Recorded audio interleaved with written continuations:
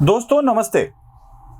आजकल नरेंद्र मोदी के समर्थक, प्रधानमंत्री नरेंद्र मोदी के समर्थक सोनिया गांधी के ऊपर बहुत बड़ी संपत्ति जमा करने का आरोप लगाते हैं।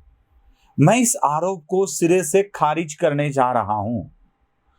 यूं ही मोदी जी आपके समर्थकों को समझाइए जरा। सोनिया गांधी और गांधी परिवार इतना गरीब है कि उनके ऊपर जब इलाज करने की नौबत आती है तो उन्हें घर की कुछ चीजें बेचनी पड़ती है। यहां तक वो गरीब है, तो क्यों खामखा आप लोग उनके ऊपर आरोप लगाते हो? ये बोफर्स में इतना करप्शन किया, इसमें इतना करप्शन किया, कोल में इतना करप्शन किया, यहां उनकी जमीनें हैं, वहां उनकी जमीनें हैं। बिल्कुल ये गलत है। इतने गरीब है बेचारे कि घर की चीजें बेचकर खुद के ऊपर इलाज करने की नौबत उन पर आने लगी है। हाँ, मैं वही बात आपको समझाने जा रहा हूं। आजकल ऐसा है महाराष्ट्र की राजनीति में कि राणा दाम्पत्य को लेकर बहुत ही चर्चा हो रही है। मतलब नवनीत राणा और उनके पति रवि राणा, उन्होंने मातोश्री के सामने जो कुछ भी किया उसके विषय पर बहुत सारी चर्चाएं हो रही है और कहा जा रहा है कि देखो राणा के साथ कैसे हुआ, राणा ने क्या किया, राणा ने सही किया, राणा ने गलत किया। यही बातें आजकल दोहराई जा रही है। लेकिन एक राणा खबरों में इनके पीछे रह चुके हैं। राणा की खबर बहुत ही अहम और महत्वपूर्ण है। पहले मैंने जो कहा ना कि मोदी जी खामखा आरोप लगा रहे हैं गांधी परिवार के ऊपर, उन्होंने बहुत संपत्ति जमा करके रखी है, बहुत सारा करप्शन करके रखा है।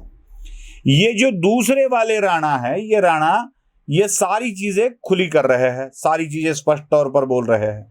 ये राणा कौन है आपको मालूम है? यस बैंक के को फाउंडर है राणा कपूर, जिन्होंने यस बैंक में करप्शन किया है ऐसा आरोप है और उनको गिरफ्तार भी किया जा चुका है। अब ये राणा ईडी के सामने अपना बयान दे रहे हैं। अब ये बयान पहले ही हो चुका है, अब ये दूसरा है, ये डीएचएफएल के मामले में है। डीएचएफएल के मामले में जो भी कुछ आरोप पत्र दाखिल किए जा रहे हैं, मतलब एक से जुड़कर एक करप्शन है। मतलब एक ही करप्शन चल रहा है ऐसा नहीं है। यस बैंक वाला मामला अलग है, यस बैंक से जुड़ा हुआ डीएचएफएल वाला मामला अलग है, और इसी में राणा कपूर की इंक्वायरी चल रही है। अब ये राणा कपूर एक बैंक के को फाउंडर है तो बहुत बड़ी आसामी होनी चाहिए। अब इन्होंने एक पेंटिंग खरीदी, आरोप है उन्होंने एक पेंटिंग खरीदी। अब सिर्फ आरोप नहीं है, जो पेंटिंग खरीदी है उसके लिए थैंक्स गिविंग वाला लेटर भी प्रियंका गांधी वड्रा ने भेजा है।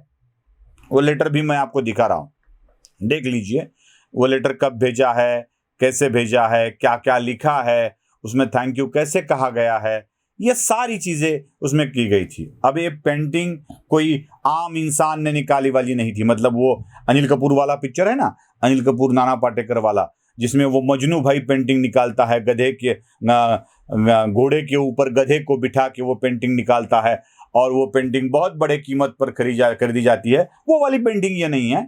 ये एमएफ हुसैन, माधुरी, माफ कीजिएगा, वो एमएफ हुसैन का नाम लेते ही माधुरी का नाम आ जाता है। माधुरी फिदा बोलने वाला था मैं। ये मकबूल फिदा हुसैन है। हाँ, ये वही मकबूल फिदा हुसैन है जिन्होंने हिंदू देवताओं के ऊपर बहुत ही भद्दे तरीके के चित्र निकाले थे और उनकी आलोचना भी उस वक्त हुई थी। चलो हिंदुओं के ऊपर कोई कुछ भी करे तो आलोचना तक खत्म हो जाता है, वो बात, वो मसला अलग है। हम हुसैन, मकबूल फिदा हुसैन की बात कर रहे हैं। ये एमएफ हुसैन ने एक बहुत बढ़िया पेंटिंग निकाली थी और ये पेंटिंग थी गांधी परिवार के पास। अब ये गांधी परिवार वाली पेंटिंग खरीदने को बोला गया था राणा कपूर को। अब क्या बोले, इतनी छोटी चीज एक पेंटिंग क्या है, उसका इतना बवाल करने की जरूरत ही क्या है? और वो भी पेंटिंग के लिए प्रेशर डाला गया मुरली देवरा और मिलिंद देवरा की तरफ से। मतलब अहमद पटेल भी इसमें थे। अब अहमद पटेल और देवरा जी दोनों नहीं रहे हैं, लेकिन इन दोनों ने एक प्रेशर डाला था कि आपको ये पेंटिंग खरीद करनी पड़ेगी, लेनी पड़ेगी आपको। अगर आप पेंटिंग नहीं लेते हैं तो आपको पद्म भूषण नहीं दिया जाएगा। दोस्तों, पेंटिंग के लिए, पेंटिंग के बदले पद्म भूषण अगर मिलता है तो पेंटिंग भी उतनी ही ताकतवर होगी ना, उतनी ही बड़ी होगी वो पेंटिंग। एमएफ हुसैन ने जो निकाली थी, और वो गांधी परिवार के पास थी, वो भी उनको गिफ्ट आई थी। मतलब वो तो राष्ट्रीय सम्मान चिन्ह हो गया ना। जो आदमी हिंदुओं की इतनी बड़ी बदनामी करता है, उसके हाथों से निकाला हुआ, किसने बनाया ये मजमा, हाथों को चूम लेने का दिल करता है वाले हाथ थे। अब ये मजमा एमएफ हुसैन ने बनाया तो उसकी कीमत भी उतनी ही बड़ी होगी ना।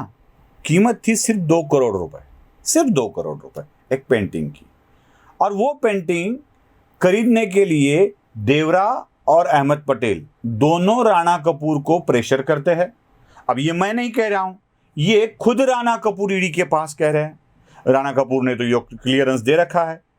अब राणा कपूर की पद्म भूषण अवार्ड लेने की जरूरत, वो बेतहाशा चाहते थे उस अवार्ड को, वो लेना ही चाहते थे। अब 2 करोड़ के लिए अवार्ड हाथ से निकल जाए, ये तो गलत था ना। तो उन्होंने अवार्ड के लिए वो पेंटिंग आखिर खरीद ली। उसके बाद राणा कपूर को यह पता चला कि इस पेंटिंग की कीमत जो उन्होंने दी थी सिर्फ 2 करोड़ रुपए। होते क्या है 2 करोड़ में? अरे भाई, बस 100 रुपए के 100 नोट मिलाए जाए तो 10,000 हो जाते हैं। ऐसे 10,000 की एक बंडल को 10 बार मिलाया जाए तो 1 लाख हो जाते हैं। ऐसे ही 1 लाख 100 बार किए जाए तो 1 करोड़ बन जाते हैं। बस ऐसे ही 200 बार किए हुए रकम मतलब 2 करोड़ रुपए। अब इन 2 करोड़ रुपए का 2 रुपयों का फायदा क्या हुआ? तो सोनिया गांधी बीच में अपने इलाज के लिए न्यूयॉर्क चली गई थी। अब न्यूयॉर्क जाने के बाद उनको इलाज के लिए तो पैसे बहुत सारे आना जरूरी था। इन्होंने वही पेंटिंग से मिले 2 करोड़ रुपए सोनिया गांधी के इलाज पर न्यूयॉर्क में खर्च किए। अब देखिए ना भाई साहब, कितनी गरीब हो गई है सोनिया गांधी कि पेंटिंग, घर की पेंटिंग बेचकर उनको अपने ऊपर इलाज करने की नौबत आ गई। और ये भाजपा वाले जो है ना, वो बहुत ही गंदे तरीके के आरोप लगाते जा रहे हैं।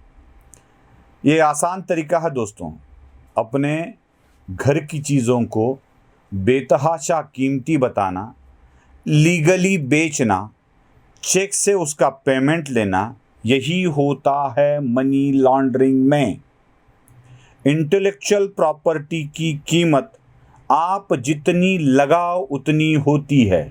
वो फिल्म में आपने देखा ना, वेलकम फिल्म में मैंने कहा था मजनू भाई की पेंटिंग, वो मजनू भाई की पेंटिंग कितने ऊंचे दामों में लेती है वो हीरोइन जो अक्षय कुमार ने भेजी हुई होती है। वो इंटेलेक्चुअल प्रॉपर्टी है। मतलब घोड़े के ऊपर गधा या गधे के ऊपर घोड़ा भी बिठा दो तो उसकी कीमत बेचने वाला और खरीदने वाला तय करता है। इसी तरीके से ऑफिशियली 2 करोड़ रुपए पेंटिंग के बदले लिए गए। अब राणा कपूर खुद को बोलता है कि इतने महंगी महंगी चीजें कलेक्ट करने वाला, ऐसे कलेक्शन करने वाला तो मैं था ही नहीं। मैं बस ले रहा था क्योंकि मुझे पद्म भूषण अवार्ड चाहिए था और मेरे सारे काम भी स्मूथली होना जरूरी था। सोनिया गांधी ने अपने परिवार के पास एमएफ हुसैन की पेंटिंग 2 करोड़ रुपए में राणा कपूर को बेची और राणा कपूर के मुताबिक इसी पेंटिंग के आए पैसों से सोनिया गांधी ने न्यूयॉर्क में अपना इलाज करवाया। इसका मतलब तो साफ है ना कि सोनिया गांधी के पास पैसे ही नहीं थे, वो निकालने पड़े चीज़ें बेच बेच कर। ऐसी न जाने कितनी चीज़ें किन किन को बेची होगी सोनिया गांधी ने। कभी न्यूयॉर्क में इलाज किया है, राहुल बाबा तो हर साल में 2-3 बार विदेश जाते रहते हैं, कभी थाईलैंड जाते रहते हैं, कभी इटली जाते रहते हैं, कभी फ्रांस जाते रहते हैं, कभी कहीं जाते रहते हैं। तो शायद ये सारी चीज़ें बेच बेच कर ही जाते होंगे। हमारे मराठी में एक गुंठा मंत्री नाम का वर्ड है, खासकर पुणे या जितने भी बड़े बड़े शहर बढ़ रहे हैं वहाँ पे ये गुंठा मंत्री बहुत ही बढ़ गए हैं। गुंठा मंत्री का मतलब है बड़े बड़े शहरों का जब विस्तार होने लगता है तो अपनी उपजाऊ जमीन को प्लॉट में कन्वर्ट कर बेचा जाता है, अच्छे खासी रकम मिल जाती है और उसी रकम में एक बड़ी सी गाड़ी, बड़ा सा बंगला लेकर ये लोग घूमते रहते हैं। चॉइस नंबर वाला 4141 जिस पे दादा लिखा जा सकता है, नाना लिखा जा सकता है, भाऊ लिखा जा सकता है, ऐसे नंबर लेके वो घूमते रहते हैं। इनको गुंठा मंत्री कहा जाता है। कुछ दिन के लिए वो राजनीति में भी आ जाते हैं, अपना लोगों का समर्थन पाने के लिए निकल जाते हैं, बाद में फिर ये बात अलग है। लेकिन जैसे गुंठा मंत्री है, अपनी चीज़ें बेच बेच कर जीने लगते हैं, वैसे ही शायद नौबत गांधी परिवार पर आ गई है कि क्या? अगर ऐसी नौबत आ गई है तो उनके ऊपर झूठ मूठ के ही आरोप लग रहे हैं क्या? राणा कपूर ने जो दावा किया है, उस दावे के अनुसार गांधी परिवार अपने पास की बेहतरीन चीज़ें ऊंचे दामों में बेचता है और उससे मिले पैसे रिकॉर्ड पर खर्च करता है। इसका मतलब साफ है कि सीधे सीधे करप्शन हो रहा है। यहाँ तक कि पद्म भूषण जैसे अवार्ड भी बेचे जा रहे हैं, जिनके लिए ये सारी चीज़ें हो रही थी।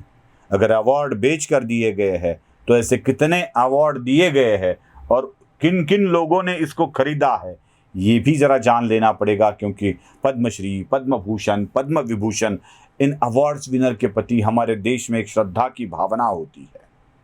अगर ऐसी चीज़ें मनमोहन सिंह के सरकार के काल में हो रही थी तो इन सारी चीज़ों को खंगालना पड़ेगा और देखना पड़ेगा कि किस किस को बेचा है। और नवनीत राणा, रवि राणा के बीच में ये जो नया राणा कपूर कुछ बोल रहा है, इसको भी सीरियसली लेना चाहिए। नमस्ते।